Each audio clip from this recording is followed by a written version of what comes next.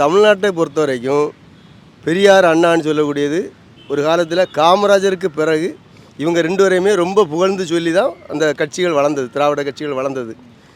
இந்த திராவிட கட்சிகளை அழிக்கணும்னு உள்ள ஒரே கான்செப்டில் தான் இவங்க இந்த அளவில் கொண்டு வர்றாங்க. அவங்க ரெண்டு பேரையும் தரக்குறைவாக பேசி திராவிட கட்சிகளை ஒழிக்கணும் அப்படின்னு உள்ள முறையில் தான் பிஜேபி நினைச்சிட்டு கொண்டு வருது. இதுக்கு எடப்பாடி அதை சார்ந்து இருக்கிறதுனால தான் அவர் அதுக்கு ஒரு பதிலும் சொல்லலை, இன்னும் சொல்லவும் மாட்டார். ஏன்னா எடப்பாடிக்கு அவரை கொண்டு நிற்கவும் முடியாது. அவர் இன்னொரு கட்சியை சார்ந்து தான் ஆகணும்.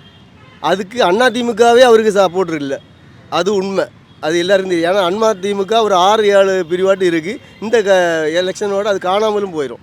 எப்படி பெருந்தலைவரை அழிக்கிறதுக்கு வேண்டி இவங்க எல்லாம் ஒன்று சேர்ந்தாங்களோ அதே மாதிரி பெருந்தலைவர் வளர்றதுக்கும் இவங்களுக்கு அவருக்கு பேர் வளர்றதுக்கு இவங்க ஒரு காரணம் ஆகிட்டு இருக்காங்க.